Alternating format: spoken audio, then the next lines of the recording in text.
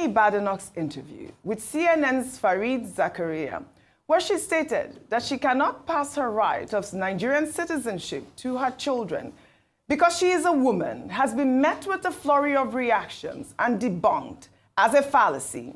The leader of the Conservative Party during the interview compared the immigration policies of Nigeria and Britain. She used this comparison to highlight what she perceives as an imbalance in immigration policies, arguing that while it's difficult to obtain Nigerian citizenships, many Nigerians can easily acquire British citizenship. Well, let's take a look before we take some reactions.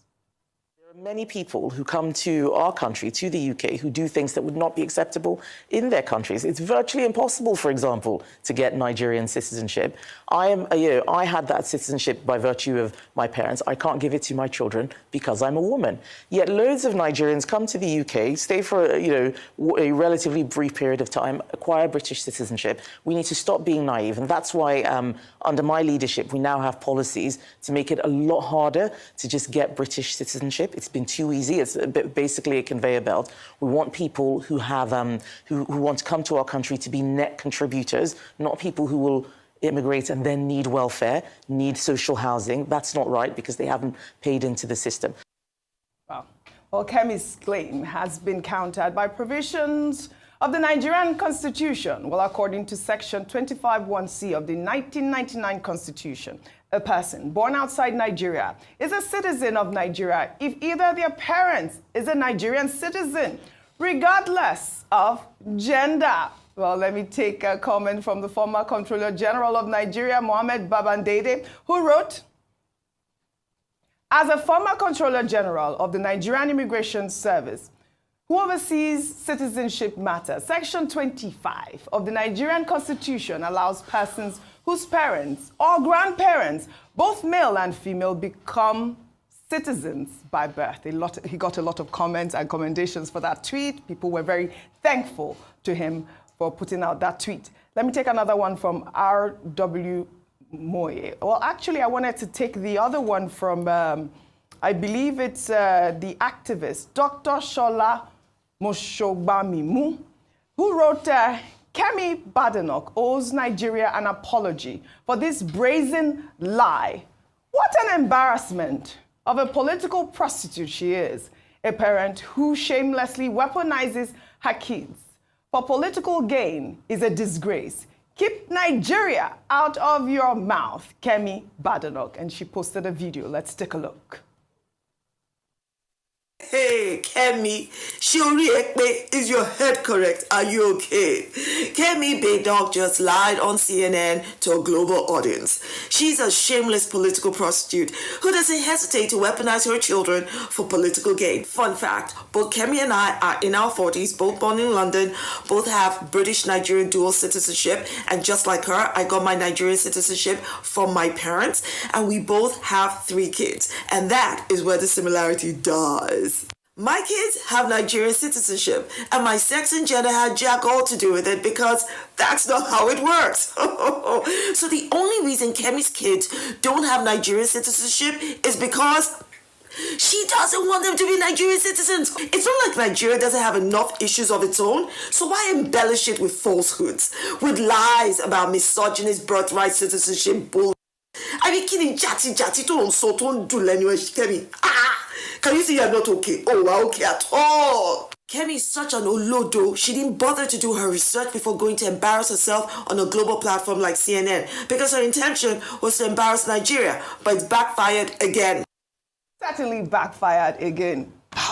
Kemi, that's not like peace. Well, all right, let me take a tweet before I come to you, Bimbai. And this is from R.W. Moye, who wrote, "She was mistaken in claiming she couldn't confer citizenship on her children because she's a woman. However, the confusion is understandable as Nigerian law does not allow a woman to confer citizenship on her foreign husband through marriage, which is a more concerning issue." I think this is also a more concerning issue, and that's why I'm coming to you, our favorite Naija wife, obviously. But you know, this is a big issue, the citizenship, and of course, a personality like Kemi, do we call him Badanoch? She shouldn't be lying on TV. on CNN, really. Go ahead.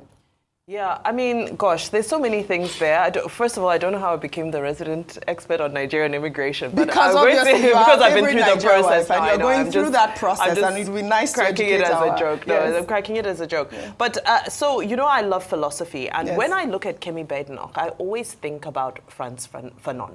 Frantz Fanon is the philosopher psychiatrist who said that colonialism is a project that when it reaches its peak, and when we can say colonialism was a successful, in his book called Black Skin, White Mouse, but he had several philosophical writings and expressions, and he ultimately just said that when colonialism reaches its peak of success, Black people will look down on their own. And for them, that is the model that they say, once we are able to be condescending towards our own and our own heritage, then that is the success of that project. And you see somebody like Kemi Badanoch and you're like, that seems to be the success of that project. I mean, I'm not sure how you will come and tell outright lies, because so it's one thing for your spouse to get citizenship. It's a difficult process.